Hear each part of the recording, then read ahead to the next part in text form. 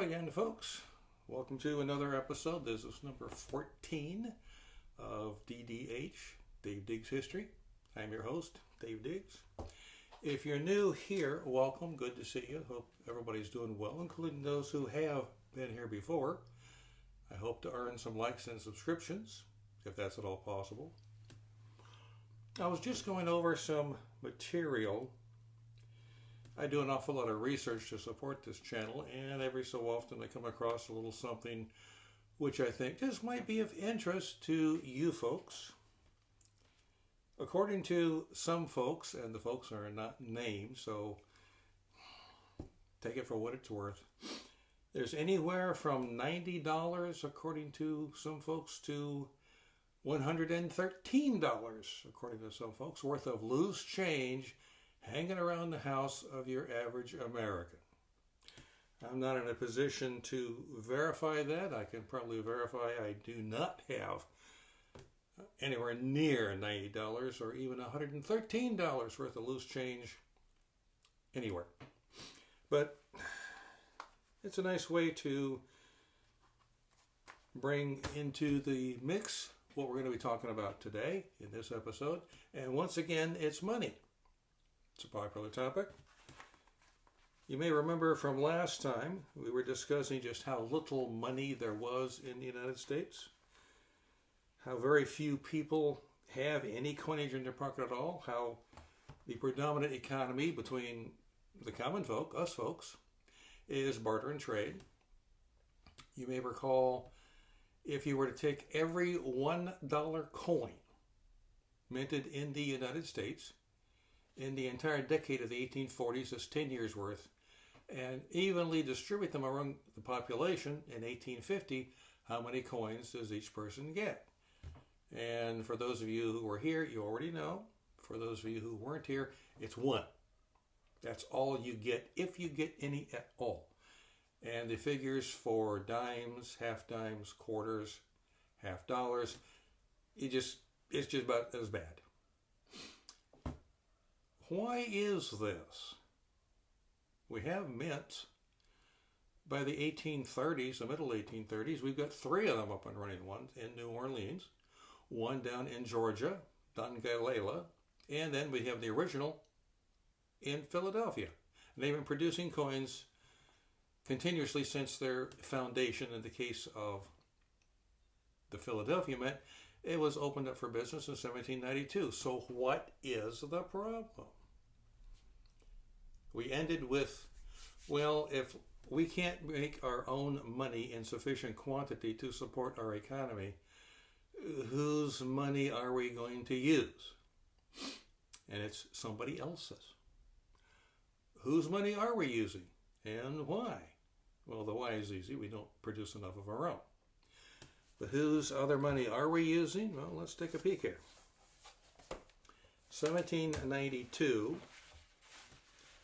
the United States opens up, not the mint itself, that's 1793, but there is the Coinage Act of 1792, which authorizes the manufacture of coins. In 1793, a little something happens. It's called the Act Regulating Foreign Coins. Why do we need to regulate foreign coins?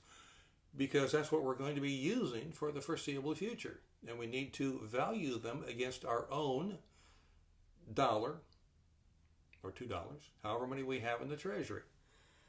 And we have French, British, Portuguese, and Spanish coins as legal tender in the United States, according to a congressional act of 1793. All of this has to be factored in to the overall economy. There were additional coinage acts to supplement the first 1792 act, which created, as you may remember from the last episode, an evaluation of our dollar against someone else's currency for comparison, and it's the Spanish milled dollar. Now, the Spanish didn't call it a dollar. They called it an ocho reales, 8 kings. We would call it, in colloquial terms, the piece of 8. But for all practical purposes, it's the Spanish dollar, as far as we're concerned. There were supplemental acts of coinage in 1816, 1834, 1857, and a special one in 1849. As things happen in the international finance market, our Congress makes adjustments. So for this period that we're talking about here, our period, well, we have let's go down. We have Portugal. Portugal escudos, Mexican pesos, Chilean pesos, Bolivia sueldos, France écus, E-C-U-S. My apologies to the French for butchering their language. We also have Britain for guineas, which are gold. That's good. And Brazil, which is R-E-I-S, rice, I suppose. Again, my apologies to the Brazilians. Guineas. British guineas. What's a guinea? And it's not the hen, it's a coin. And a guinea is 21 shillings or 20 pence per shilling or 80 farthings. Hang in there with me. Or 26.6 threepences or 10 tuppences or 3 1/2 joeys. Don't ask, I don't know. I have never been able to figure out British money, British coinage, how much of this, and what is it anyway, equals how much of that. But for the time being, it's legal tender. And it makes sense to the people who were living at the time. If they're having to deal with this, they're going to rapidly, if they want to stay in business, get used to it and figure out what the various valuations. Now, speaking about valuations, if some foreign government decides to devalue their coinage, we respond accordingly. In 1816, our Coinage Act of that same year made the French franc, the 5 French franc coins, worth 93 1/3 cents. 93 1/3. I don't know. How are you going to translate a third? We have half pennies, but how many half pennies? Do the math. Now, that was 1816. French devalued the franc, from the 5 franc coins, from 383 grains of silver to 330.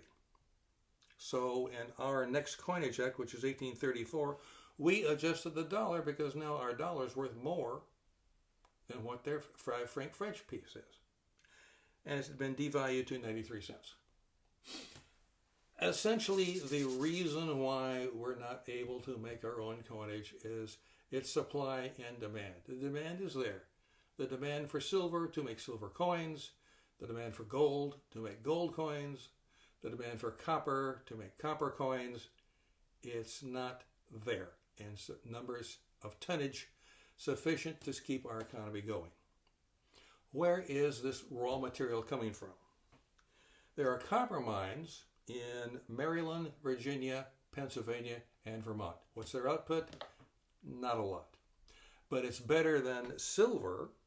We have silver mines in Pennsylvania, New Hampshire, North Carolina, and otherwise we import silver because these mines cannot produce enough to supply the demand. I would say that Paul Revere, the Revolutionary War period silversmith, I would venture to guess the silver that he's making his wares from is, in all likelihood, imported from somebody else. Now, as far as gold is concerned, there's gold minage in Alabama, Georgia at this time, North Carolina, South Carolina, Virginia, and Tennessee. What's their output? Again, it's meager. There's not enough to supply demand, which is why we've got everybody else's coins in circulation with a valuation established by Congress. That's just how that works. Now, in figuring out things translated into, there's always going to be the unknown factor. Some coins are not regulated because they're not mentioned in the Coinage Act. But so long as they're silver or gold, you can bet your dollar, forgive me, that they're going to be traded. And without an official evaluation, as established by one of the Coinage Acts passed by Congress, What's it going to be worth? Well, it's whatever person A, the seller, the person B, the buyer, decide it is. Just because it has no legal status here in the United States, because it is silver, nobody's going... Well, consider this possibility. Person A wants to buy something from person B. Whatever. Mules, bushel of corn, doesn't matter. And the buyer pulls out much of coinage from his pocket. It's silver, but it's the not legal silver, which does not exactly mean it's illegal. What's the seller going to say? Oh, I'm sorry, sir. I'm sorry. We cannot complete this transaction. You have silver that's not recognized. Fork it over, buddy. Yeah, he's going to take it. Why? It's silver. In some cases, it's gold. But you cannot sustain an economy like ours based on importations of raw materials like silver. What has to happen? Well, something has to happen. And something will happen, and I'm pretty sure a lot of you already know what that's going to be.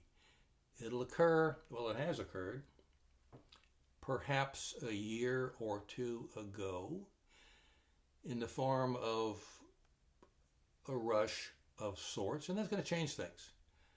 But you knew there was a but coming, right? There have been other rushes before. They didn't take hold. They didn't seize the imagination. Maybe 5 or 6 different rushes before. But one took hold. How come? What was wrong with the other rushes? Well, in order to avoid making this into a 3-week long video, we're going to have to take care of that next time. Because as I've said before, I really do not like going over, let's say, 15 minutes. That's just too much to listen to one person bloviate, for lack of a better word. Thank you for coming. I appreciate your interest. Thank you for subscribing if you have. Thank you for liking if you have. And if you have not, please do. It helps to keep the channel going. There's no sponsor. There's no charge. There's no tiers here. Well, if you do this, I'll let you in on some secrets that only the special privileged people can. Now, that's definitely un-American. I don't like it. So everybody's on an equal footing here, except when it comes to coinage. Do you have a $quarter in your pocket? You're lucky by the standards of the time. Thanks very much for coming, as I said. We'll see you next time, whenever next time is, and it will not be too much in the future. And in the meantime, this is once again Dave Diggs, your faithful and obedient servant, coming to you from a long time ago. Take care now. We'll see you.